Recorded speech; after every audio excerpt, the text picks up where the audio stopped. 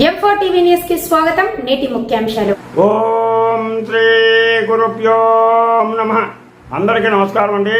ఈ రోజు మనం సత్సంకల్పం వలన జరిగేటువంటి ప్రయోజనాలు ఏంటి, సత్సంకల్పం వలన కలిగేటువంటి ప్రయోజనాలు, మన సంకల్పం మంచిదైతే మనకి కలిగే ప్రయోజనాలు ఏంటి. సంకల్పం అంటే ఏంటి? కోరిక.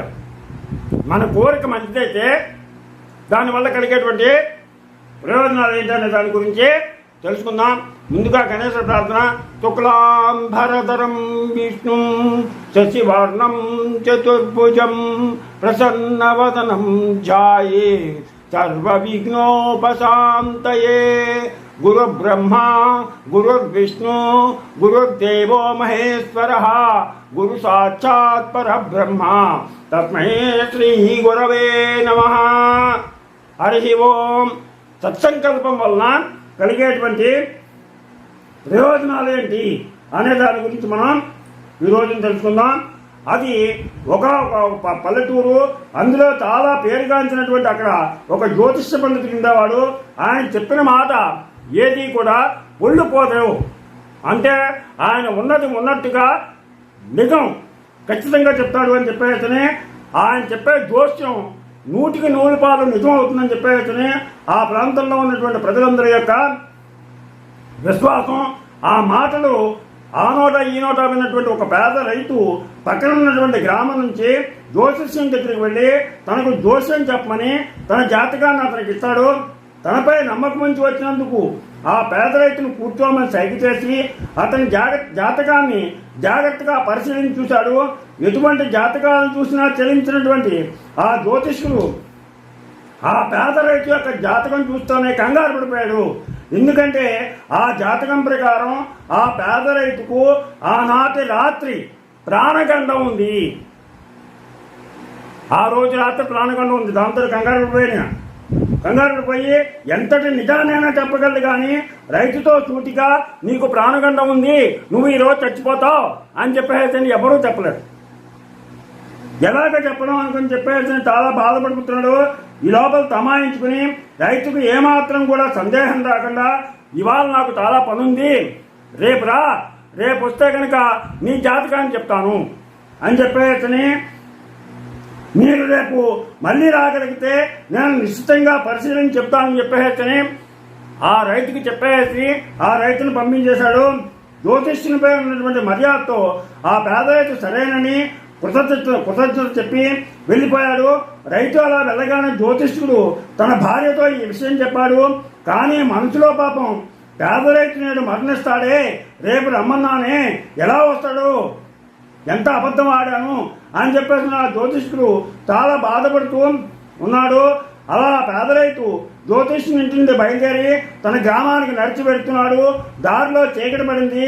ఆ చీకటిలో వెళ్ళలేక ఆ రాత్రికి అక్కడ తలదాచుకుందాం అని చెప్పేసి స్థలం కోసం వెతకడం మొదలెట్టాడు. ఈ లోపల కొండపాతగా వర్షం పడుతుంది. కాస్త దూరంలో ఒక పాడైపోయినటువంటి శిథిలావస్థలో ఉన్నటువంటి ఒక శివుని యొక్క ఆలయం కనపడింది. అక్కడికి చేరుకుని ఆ ఆలయం ముందున్నటువంటి మండపంలో నిలబడి ఆ ఆలయ స్థితిని చూసి ఇలా బాధపడ్డాడు. ఆ ఆలయాన్ని చూస్తూ ఆ మండపంలో నుంచి శిథిలమైపోయి పాడైపోయినటువంటి ఆ శివుని యొక్క ఆలయాన్ని చూసి ఆ పేద రైతు తన మనస్సులో ఈ విధంగా బాధపడ్డాడు. ఏంటంటే, ప్రజలకు మనశ్శాంతిని భక్తిభావాలని పెంపొందించే ఆలయం ఎంత దుస్థితిలో ఉంది. నా దగ్గర కనుక డబ్బులు ఉన్నట్లయితే నేను ఈ శివాలయాన్ని పునరుద్ధరించే ప్రయత్నాన్ని చేస్తాను, మళ్ళా తిరిగి కట్టే ప్రయత్నం చేస్తాను. ఎంతో మందికి మనశ్శాంతిని భక్తిభావాన్ని ప్రసాదించే ఈ ఆలయం ఇలా పాడైపోయి ఉండడానికి వీల్లేదు. నా దగ్గరే కనుక డబ్బు ఉంటే నేను దీన్ని తిరిగి పునః ప్రతిష్ఠ చేయించి ఆలయాన్ని కట్టిస్తాను అని చెప్పేసి మనసులో అనుకున్నాడు. అలా మనసులో అనుకోవడమే కాకుండా ఆ గోపురాన్ని ఎలా కట్టాలి, రాజగోపురం ఎంతెత్తులో ఉండాలి, మండపాలు ఎలా కట్టాలి, అలాగే శివునికి అభిషేకాలు ఎలా చేయాలి, పూజ ఎలా చేయాలి, విగ్రహం ఎంత ఎత్తు పెట్టాలి, విగ్రహాన్ని ఏ విధంగా పెట్టాలి, ఎలాంటి విగ్రహాన్ని తీసుకురావాలి, అక్కడ పూజా కార్యక్రమాలు ఏ విధంగా జరగాలి, ఇవన్నీ కూడా మనసులో ఊహించుకుంటూ భావన చేసుకుంటున్నాడు. అలాగా ఆయన పూజలు నిర్విఘ్నంగా జరుగుతుంటే ఎంత బాగుంటుంది. శివుని ఆహారం ఉంటే తప్పక అది జరుగుతుందని అనుకుంటున్నాడు. మండపం పైభాగంలోంచి ఒక నల్లని తాచుపాము అతన్ని కాటు వేయడానికి అతని పైకి దూకుతుంటే తప్పించుకుని ఆలయం నుంచి బయటకు వచ్చేసాడు.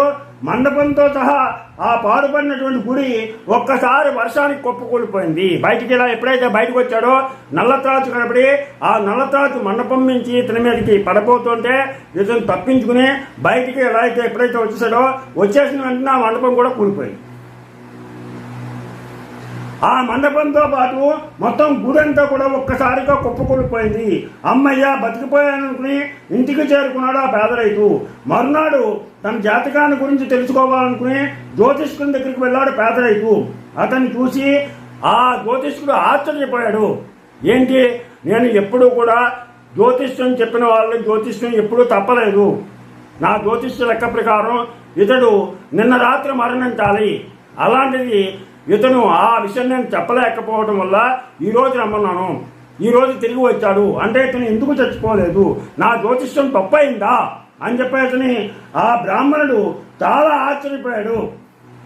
ఎన్నో శాస్త్రాలను తిరిగేశాడు. అయినా సరే అతనికి మరణగండం కనపడుతుంది. తప్పనిసరిగా మరణించి తీరాలి, మరణగండం కనపడుతుంది. కానీ అతను బతికొచ్చాడు. ఎలా వచ్చాడు అని చెప్పేసి నా గణింపులో నా లెక్కల్లో ఏమైనా తేడా వచ్చిందా లేదా అంతా సరిగ్గా ఉందా అని మళ్ళా చూస్తున్నాడు. అంతా కూడా సరిగ్గానే ఉంది. అయితే అతను తన యొక్క అనుమానాన్ని లోపల ఇముడ్చుకోలేక ఆ పేద రైతుని అడిగాడు. అప్పుడు ఆ రైతు సరిగ్గా చెప్పాడు. జ్యోతిష్కుడు చెప్పేటప్పటికి నిన్న ఏం జరిగింది ఏంటి ఏది కూడా మర్చిపోకుండా పోసుకొచ్చినట్లు ఒకసారి చెప్పని చెప్పేసి అడిగాడు. అడిగితే అప్పుడు ఆ పేద రైతు జరిగిందంతా కూడా వివరించి చెప్పాడు. మంచి చేయాలనేటువంటి కేవలం తలంపు. ఏంటా మంచి, ఈ శివాలయం శిథిలావస్థలో ఉంది. 10 మందికి ఆధ్యాత్మిక చింతన కలిగించేటువంటి దైవభక్తిని పెంపొందించేటువంటి ఈ శివాలయం ఇలా శిథిలావస్థలో ఉంది. నేనే కనుక డబ్బు ఉన్నట్లయితే, నా దగ్గరే కనుక ధనం ఉన్నట్లయితే, నేనే ధనవంతుడినైతే, నాకు డబ్బు వచ్చినట్లయితే నేను ఈ ఆలయాన్ని, ఈ గోపురాన్ని, ఈ మండపాలని, ఈ శివుని యొక్క పూజల్ని ఈ విధంగా చేస్తాను మనసులో తలంపు వచ్చింది. తలంచాడు. ఆ తలంచిన పుణ్యం వల్ల ఆ పాము ఇతని మీదకి పద్దం గమనించాడు. గమనించి దానికి దొరకకుండా పక్కకి బయటకు వచ్చాడు. ఈ లోపల ఆ మండపం కూలిపోయింది. చావు నుంచే బయటపడ్డాడు. అంటే భగవంతుడిని గురించి ప్రార్థన చేసిన వెంటనే, తలంపు రాగానే, ఆలోచన రాగానే, చెయ్యపోయినా సరే అలాగే. అందుకని ఏమంటారంటే ఏదైనా ఒక క్షేత్రానికి మనం చూడాలి అనుకుంటే కనుక నేను వచ్చి నీ దర్శనం చేసుకుంటాను, పునః మళ్ళా వస్తాను అనుకోవాలి. ఏ దేవాలయానికి వెళ్ళినా పునః అలా అనుకుంటే కనుక వెళ్ళకపోయినా మనకి ఆ పుణ్యం మన ఖాతాలో పడిపోతుంది. అందుకని ఆ తలంపు రావడం వల్ల వాడికి ఆ పుణ్యం వచ్చి ఆ శివుడు అతని యొక్క మరణాన్ని తప్పించాడు అని చెప్పేటప్పటికీ మనం బాగుండాలంటే ఎప్పుడైనా సరే మన ఆలోచనలు బాగుండాలి. ఎప్పుడైనా సరే మనం బాగోవాలి అని అంటే కనుక సర్వే జనా సుఖినో భవంతు, అందరూ బాగుండాలి, అందులో నేను ఉండాలి, నేను బాగుండాలి. మంచి ఆలోచన రావాలి. మన ఆలోచనలో సత్సంకల్పాలైతే మన చుట్టూ ఉన్నటువంటి ప్రపంచం బాగుంటుంది. ప్రపంచం బాగుంటే అందులో మనం కూడా ఉండి బాగుంటాం. అందుకనే మనం ఆ భగవంతుని గుడికి వెళ్ళినప్పుడు కానీ, దేవాలయానికి వెళ్ళినప్పుడు కానీ, క్షేత్రానికి వెళ్ళినప్పుడు కానీ, తీర్థానికి వెళ్ళినప్పుడు కానీ, ఎక్కడికి వెళ్ళినా సరే మన భగవంతుని ఏం ప్రార్థన చేయాలి అంటే సర్వే జనా సుఖినో భవంతు. అందరూ ప్రపంచంలో ఉన్నటువంటి ప్రజలందరూ కూడా చక్కటి ఆయురారోగ్య ఐశ్వర్య భోగ భాగ్యాలతో ఉండాలి, అందులో నేను కూడా ఒకటినై ఉండాలి అని చెప్పేసి నా భగవంతుని కోరుకోవాలి. అలాగా మన మనస్సులో ఉన్నటువంటి మన ఆలోచన మంచిదైతే మనకి మంచిగా జరుగుతుంది. మన ఆలోచన తప్పైతే మనకి అన్ని చెడే జరుగుతుంది. అందుకనే పచ్చకామల వాడికి లోకం అంతా కూడా పచ్చగానే కనపడుతుంది.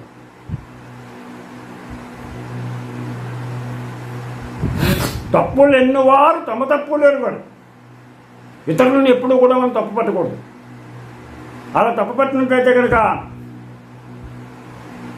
మన తప్పుని ఇతరులు గుర్తించారు. తప్పనిసరిగా మనం చేసేటువంటి తప్పుని ఇతరులు గుర్తించారు, వాళ్ళు తెలుస్తుంది. మన తప్పు మాత్రం మనకు తెలియదు. అందుకని మనం ఎవరిని కూడా ప్రతి మనిషి అన్న ప్రతి ఒక్క వ్యక్తి కూడా ఏదో ఒక తప్పు తెలిసిగా తెలియక జాని ఏదో ఒక తప్పు చేస్తూనే ఉంటాం.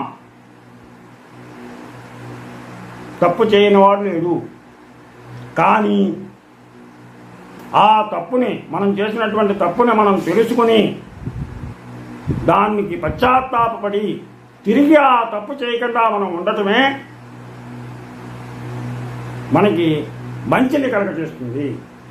అందుకనే మన ఆలోచనలు కానీ మన యొక్క కోరికలు కానీ ఎప్పుడైనా సరే మంచిగా 10 మందికి ఉపయోగపడేటట్టుగా ఎవరికీ హాని కలగకుండా ఉండేటట్టుగా ఉంటే ఆ భగవంతుడు కూడా మనని చల్లగా కాపాడుతాడని మనకి కర్వాలో తెలుస్తోంది.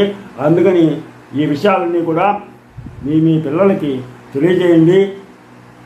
మన సనాతన సంప్రదాయాలు విలువలను గుర్తి పిల్లలకి తెలియజేస్తారని, వాళ్ళని భారత పౌరులుగా తీర్చిదిద్దుతారని ఆశిస్తూ అందరూ కూడా మంచి సంకల్పంతో అందరూ బాగుండాలి అనేటువంటి ఉద్దేశంతో సర్వే జనా సుఖినో భవంతు అని కోరుకుంటూ మీరందరూ కూడా ఆయురారోగ్య ఐశ్వర్య భోగభాగ్యాలతో వర్ధిల్లాలని కోరుకుంటూ, మీకు నా ఛానల్ కనుక నచ్చినట్లయితే సబ్స్క్రైబ్ చేయండి, అలాగే లైక్ చేయమని కోరుతూ మీ రాపాక వెంకట ప్రభాకర్.